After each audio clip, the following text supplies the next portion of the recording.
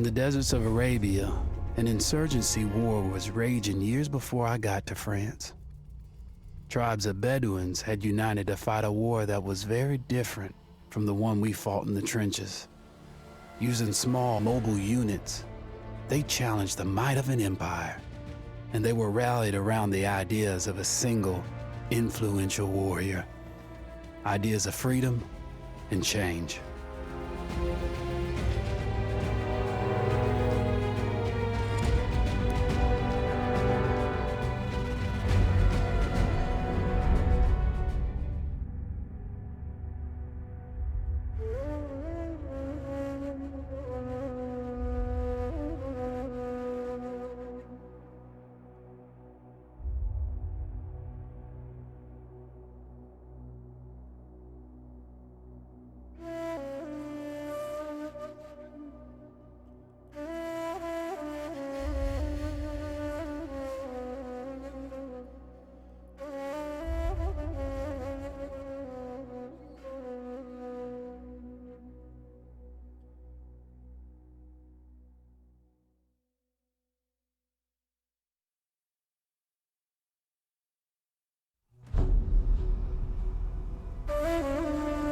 The Arabian Desert, a vast ocean of drifting sands and scorched, sun-baked rocks. Beneath these endless dunes, oil, the lifeblood of our new mechanical century. For more than 400 years, the Ottoman Empire has ruled these lands, controlling all that's to be found here. But the Ottomans do not rule unopposed. Small bands of Bedouin rebels have united to overthrow the empire. They strike without warning and then vanish into the desert. Fighting alongside them is a lone British officer whose exploits have earned him wide renown. The world has taken to calling this man Lawrence of Arabia. In the desert, you rely on good planning, but you also hope for a dash of luck. And luck was with us when we learned of a recently derailed Ottoman train carrying a most interesting piece of cargo.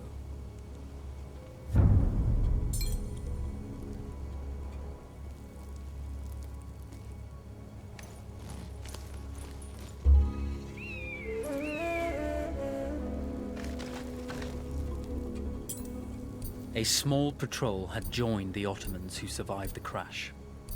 Together, they guarded the wreckage and waited for reinforcements.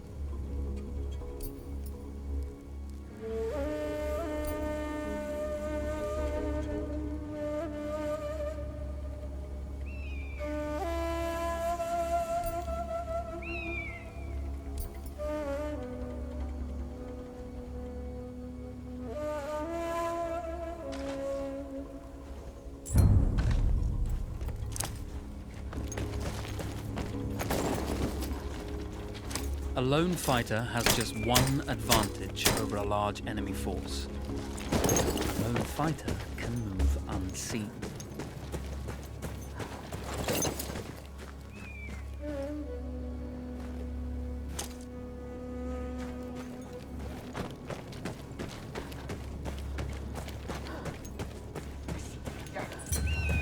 Cry havoc and let slip the dogs of war.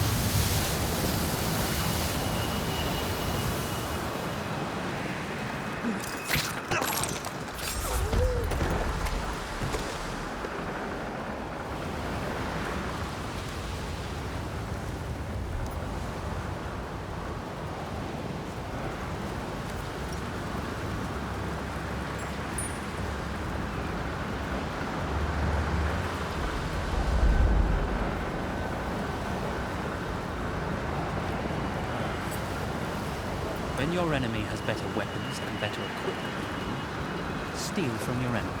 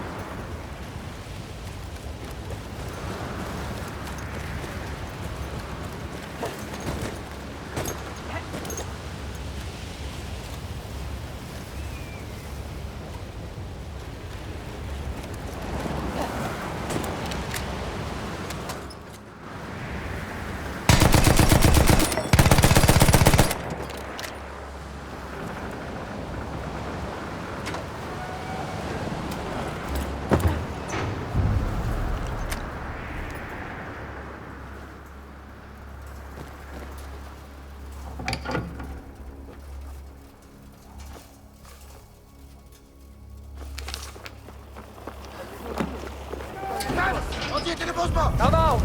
It's over!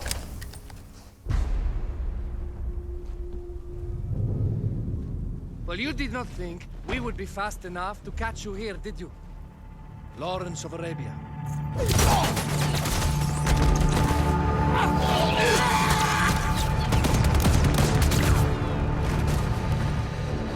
Actually, I was rather depending on it. Lawrence. Well, this is very clever. Now the hunter becomes the hunted. So who might you be? How enchanting you are, my dear. I'll show you enchanting. If it weren't for you, I'd be free. Free, is it? You'll be free when you're dead. And I'm happy to tell you, the Empire intends to grant you all this freedom very soon. Even now, an engine of destruction scours this desert, obliterating your allies, your families, your homes. Soon there will be nowhere to run.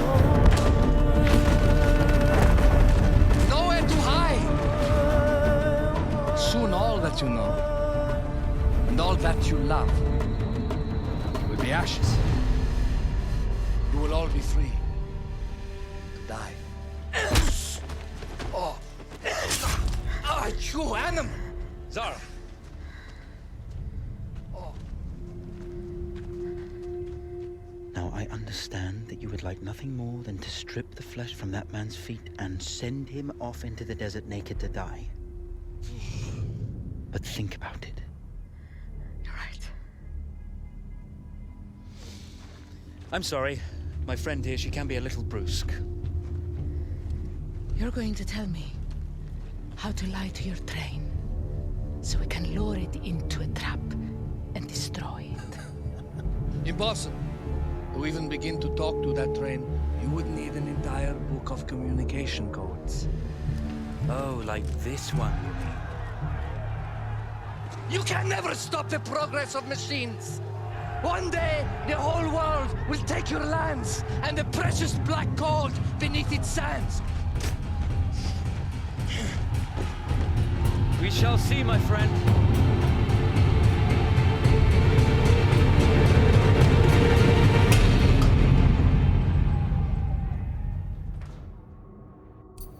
Of course, obtaining the codebook was not enough. To destroy this Iron Dragon, this Canavar, as the Ottomans had named it, we had to send it 3 encrypted messages telling it to stand down.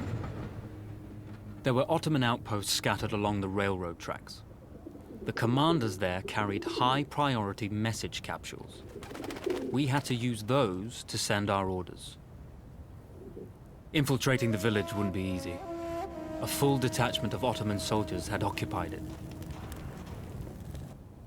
The Ottomans had chosen an isolated location for their desert outpost. It seemed lightly defended. It was also well stocked with arms and equipment. The ancient ruins were all that remained of a civilization now lost to time. The Ottoman Empire brought in the modern world with a host of armored vehicles and field guns. 3 commanders to eliminate, 3 personal message capsules to be stolen, and then sent with our false orders. How Zara tackled this dangerous and audacious mission was up to her.